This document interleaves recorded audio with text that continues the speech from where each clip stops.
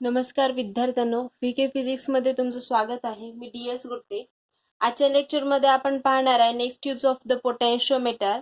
पहा, आपण मागच्या लेक्चरमध्ये पाहिलं होतं की पोटेन्शियोमीटरचा यूज हा EMF कंपॅरिझन करण्यासाठी केला जातो आणि त्याच्यामध्ये दोन मेथड्स पाहिलेल्या, एक इंडिव्हिज्युअल मेथड आणि दुसरी कॉम्बिनेशन मेथड.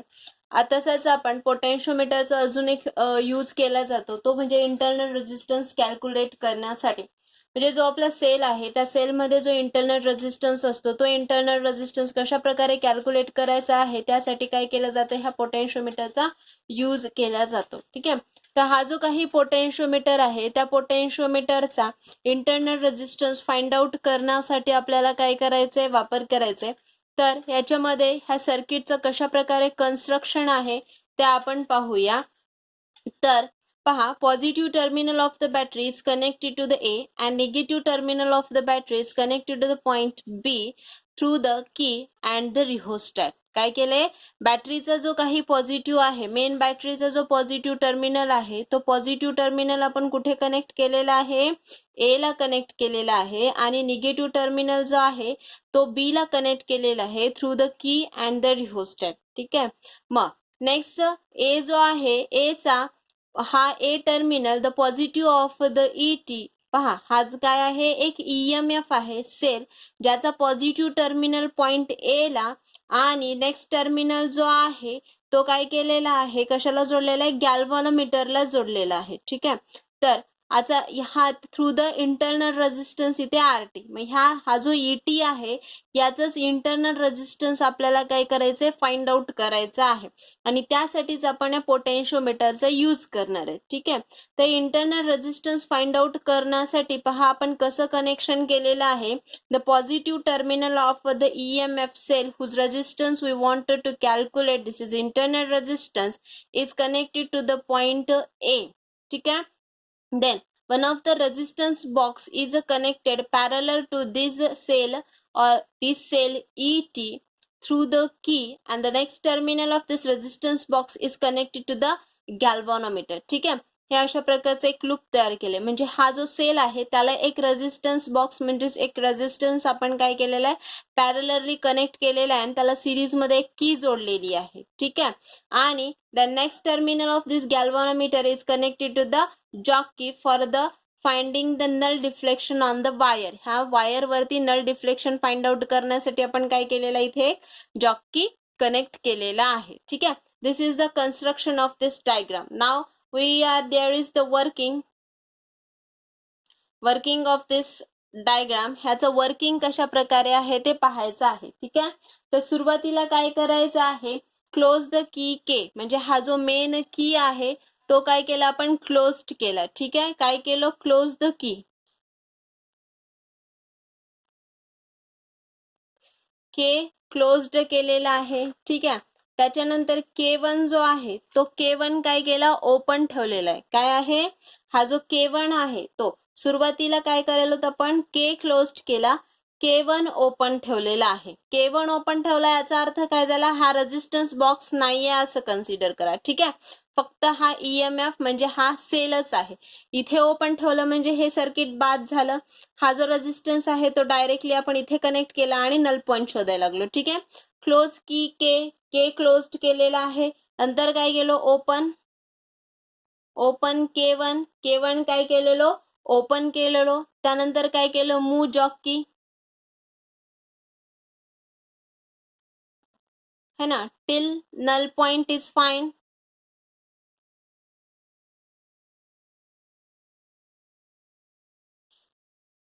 नल पॉइंट मिळाला असं कन्सिडर करा. आपल्याला जो नल पॉइंट आहे तो C या टर्मिनलला भेटलेला आहे. ठीक आहे. मग आता नल पॉइंट कुठे मिळालेला आहे, ऍट C. ठीक आहे. मग काउंट करा, length of the AC suppose ती काहीतरी L1 आलेली असेल. ठीक आहे. AC ची व्हॅल्यू किती आली, L1 आली असं कन्सिडर करा. लेट I काय आहे, करंट थ्रू द वायर.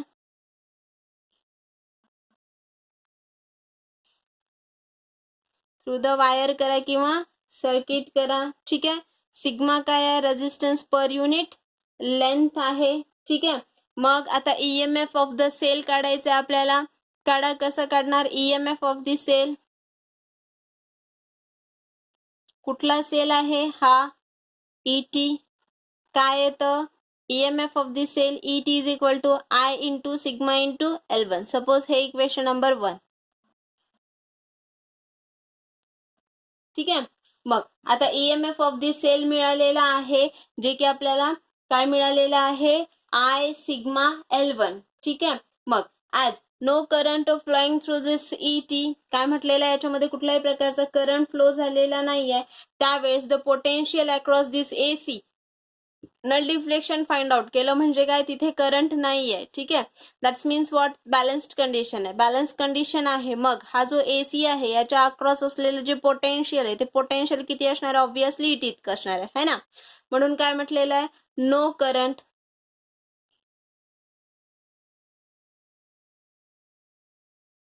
है ना. काय केलंय no current in the circuit. जी काय आपण काय केलं जे सर्किट होतं त्या सर्किट मध्ये कुठल्याही प्रकारचा किंवा त्या E1 मध्ये काय नाहीये no current in the ET. त्यावेळेस काय होईल देन दी पोटेन्शियल डिफरन्स काय then the potential difference across AC कसं असेल is equal to EMF ET इतकंच असणार आहे की नाही. मग आता काय करा no there is a change in. पहा इथे कुठल्याही प्रकारचा चेंज नाही करायचा आहे करंट मध्ये. म्हणजे विदाउट चेंजिंग करंट मध्ये चेंज करायचा का नाही. Without changing current in the circuit काय करायचं क्लोज द की. हा की कोणता K1 काय केला आता क्लोज केला. क्लोज केल्याच्या नंतर इथे तुमचा काय आला रेजिस्टन्स बॉक्स आला ऍडजस्ट रेजिस्टन्स किंवा take a some value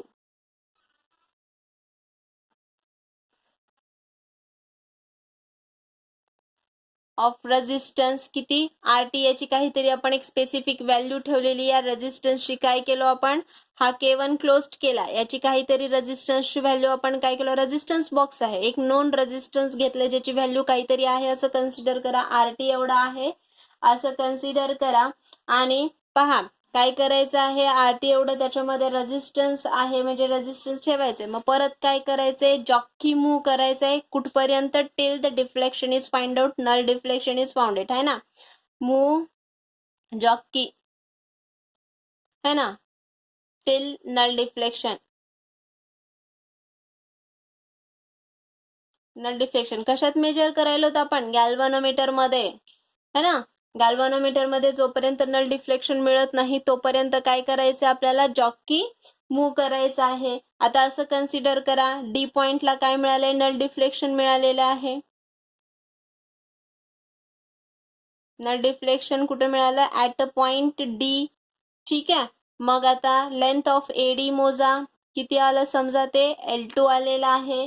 obviously current change केला नाही सिग्मा चेंज केला नाही. मग त्यावेळेस आपल्याला लिहिता येतं का पोटेन्शियल डिफरन्स है ना. कशाचं काढायला लागलं तर अक्रॉस दी AD कॅल्क्युलेट करता येतं आपल्याला है ना. देन मग ते किती असणार आहे आपण पहा काही चेंज केलेलं नाहीये. मग पोटेन्शियल डिफरन्स फाइंड आउट करायचं कशाचं ऑफ द सेल काढू आपण potential difference of the cell ET किती येईल सांगा V इज इक्वल टू काय I सिग्मा इंटू काय होईल L2 होईल. ठीक आहे. सपोज हे काय मिळालं तुम्हाला सेकंड इक्वेशन मिळालेलं आहे. This is the. मग आता काय करा फर्स्ट आणि सेकंड डिवाइड करा. Equation first divided by the equation second. तुमचं फर्स्ट इक्वेशन काय होतं ET upon V is equal to I sigma L1 by I sigma L2 होतं. इज इक्वल टू काय होतं L1 अपॉन L2 मिळतं. म्हणजे काय मिळालं तुम्हाला ET upon V is equal to L1 by L2. Equation number 3 consider करा. ठीक आहे. आपल्याला काय करायचं आहे इंटरनल रेजिस्टन्स फाइंड आउट करायचं आहे. मग पहा तुम्ही काय केलेलं आहे ET बाय V ची व्हॅल्यू फाइंड आउट करून घेतली. ठीक आहे. मग आता काय करा हा जो लूप दिलेला आहे पहा इथे आपण हा लूप घेतला. ह्या लूपला काहीतरी नाव देऊन घेऊ आपण PQRS. ठीक आहे. हे लूप आपण इथे ड्रॉ करून घेऊया. कोणता लूप आहे आपला पहा इथे एक रेजिस्टन्स बॉक्स आहे त्याच्यानंतर इथे की आहे त्यानंतर हा काय आहे, एक सेल आहे. अशा प्रकारे इथे इंटरनल रेजिस्टन्स आहे आणि हा कंप्लीट झाला हा PQRS. ठीक आहे, प्लस मायनस हा रेजिस्टन्स आहे. यामध्ये फ्लो होणारा हा करंट आहे, इथे पण फ्लो होणारा हा करंट आहे. सपोज हा RT आहे. ठीक आहे, मग बाय अप्लाइंग किर्चॉफ्स लॉ, कुठला, व्होल्टेज लॉ काय आहे सांगा बरं. किर्चॉफ्स व्होल्टेज लॉ काय आहे सांगा. चला तिथले साइन कन्व्हेन्शन यूज करायचे आणि सॉल्व्ह करायचे. पहा काय, PQRS लूप घेतलेला आहे. कुठलं आहे लूप आपलं, PQRS हा लूप आहे. ठीक आहे, ह्या लूप मध्ये आपण किर्चॉफ्स लॉ फाइंड आउट म्हणजे अप्लाय करणार आहे. पहा करंटची डायरेक्शन आणि लूपची डायरेक्शन सेम आहे, म्हणजे तिथलं पोटेन्शियल कसं येतं, मायनस येतं, I इंटू RT आलं. ठीक आहे, मग आता की आहे हा, त्यानंतर हा QR, नंतर RS इकडे चाललाय, म्हणजे हा करंट आणि हा रेजिस्टन्स हा पण कसा येतो, मायनस येतो, I इंटू RT येतं. त्यानंतर पहा लूप कुठे चाललंय, इकडे, निगेटिव्ह टू पॉझिटिव्ह, म्हणजे इथलचं EMF कसं येईन तुमचं, प्लस येईन, ET इक्वल टू 0. म्हणजेच काय येईन, हे इक्वेशन कसं मिळेल तुम्हाला, ET इज इक्वल टू काय होईन, IRT प्लस काय होईन, I इंटू स्मॉल RT. हे अशा प्रकारे इक्वेशन मिळेल तुम्हाला. ठीक आहे, ह्याच्यामधनं I कॉमन काढा.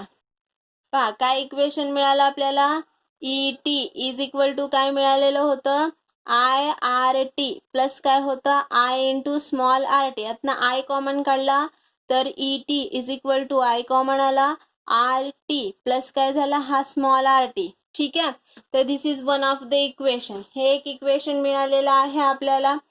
हे इक्वेशन नंबर घ्या काहीतरी, काय नंबर देऊ, थर्ड फोर्थ इक्वेशन. ठीक आहे, मग ह्या इक्वेशन वरनं ET ची व्हॅल्यू मिळाली. मग we known that according to ohm's law, by ohm's law आपल्याला पोटेन्शियल सुद्धा काढता येतं. पोटेन्शियल डिफरन्स काय येतं तुमचं, I इंटू काय येतं, RT येतं, है ना. हे इक्वेशन 5 घ्या. मग काय करा, put equation 4 and 5 in equation, कशामध्ये पुटअप करता येईल, किंवा ह्या दोन्ही इक्वेशनला डिवाइड केलं तरी चालतं. पहा हे दोन्ही इक्वेशन डिवाइड करा, है ना. काय आहे, इक्वेशन 4 डिवायडेड बाय इक्वेशन 5 करा. काय येतं सांगा, हे ET अपॉन काय आहे, V इज इक्वल टू काय होईल, I इंटू ती ब्रॅकेट RT प्लस काय आहे, हा स्मॉल RT डिवायडेड बाय काय येईल तुमचा, हा I into RT. I cancel झालं, मग काय होईल, ET by V is equal to काय होईल, RT प्लस हा स्मॉल RT डिवायडेड बाय काय आला, RT आला. ठीक आहे, मग हा काय आहे तुमचा ET आहे.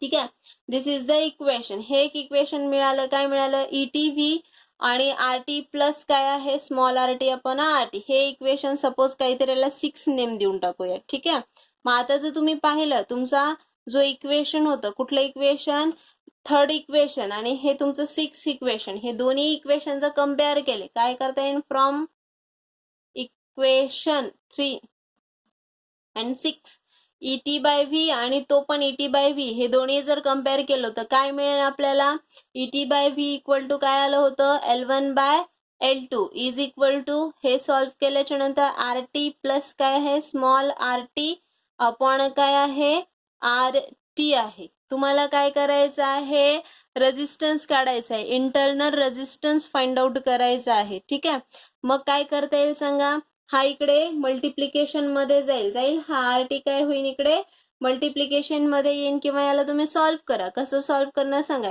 L1 upon L2 is equal to, हा RT डिवाइड करून टाका, काय होईल, हा RT अपॉन RT प्लस काय होईल, स्मॉल RT अपॉन RT, हा RT कॅन्सल झाला तर काय आला, L1 upon L2 is equal to 1 plus काय झाला, हा RT अपॉन कॅपिटल RT झालं. ठीक आहे, 1 इकडे घेऊन जा, काय होतं, मायनस होतं, म्हणजे काय येते तुमची टर्म जी आहे ती स्मॉल RT अपॉन हा capital RT is equal to L1 upon L2 minus 1. हे अशा प्रकारे होतं. ठीक आहे, मग हे टोटल सॉल्व्ह करा. सॉल्व्ह केल्याच्या नंतर काय येतं पहा, इथे ही टर्म घ्या, इथे RT upon R T is equal to काय आहे सांगा, L1/L2 मायनस 1 आहे. ठीक आहे, आर टी इकडे आला मल्टिप्लिकेशन मध्ये जातो, हा R T is equal to हा आर टी ब्रॅकेट मध्ये काय होईल सांगा, L1 मायनस हा L2 अपॉन काय होईल, L2. ठीक आहे, हे अशा प्रकारे तुम्हाला काय मिळेल, रेजिस्टन्स मिळेल, इंटरनल रेजिस्टन्स मिळेल. ठीक आहे, this is the formula for the internal resistance of the cell. म्हणजे काय, तर पोटेन्शिओमीटरचा यूज करून आपण काय करू शकतो, इंटरनल रेजिस्टन्स सुद्धा कॅल्क्युलेट करू शकतो. ठीक आहे, by knowing the values of the L1 and the L2. Obviously पहा हे काय आहे, L1 L2 है ना, ह्या दोन जर व्हॅल्यू आपल्याला माहित झाल्या आणि रेजिस्टन्स माहित असेल तर आपण काय करू शकतो, internal resistance of the cell सुद्धा काय करू शकतो, कॅल्क्युलेट करू शकतो. म्हणजे पहा अशा प्रकारे आपण काय करू शकतोय की जो काही पोटेन्शिओमीटर आहे त्या पोटेन्शिओमीटरचा यूज कशासाठी करू शकतोय, we have to use this potentiometer for the measurement of the potential difference, त्यानंतर to compare the EMF of these cells and the to determine the internal resistance of this cell. या सर्व बाबींसाठी आपण काय करू शकतो, पोटेन्शिओमीटर वापरू शकतो. ठीक आहे, त्यानंतर पोटेन्शिओमीटरचे ऍडव्हान्टेजेस काय आहे, डिसएडव्हान्टेजेस काय आहेत आणि तो कुठे कुठे वापरला जातो, या सर्व बाबी पाहूयात आपण.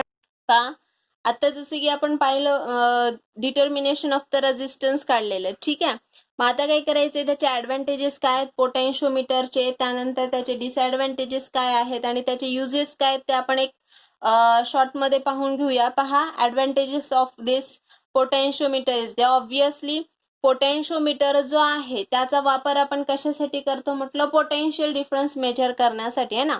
आणि पोटेन्शियल डिफरन्स मेजर करण्यासाठी अजून एक डिव्हाइस वापरतो ते म्हणजे व्होल्टमीटर. मग आता हा आयडियल का आहे, तर त्याला रिझन असं आहे की व्होल्टमीटर जो आहे त्या व्होल्टमीटरचा वापर जर आपण केला तर by using this voltmeter this is a not accurately measurement of the potential difference, but by using this potentiometer we have to measure the very small quantity of this potential difference accurately.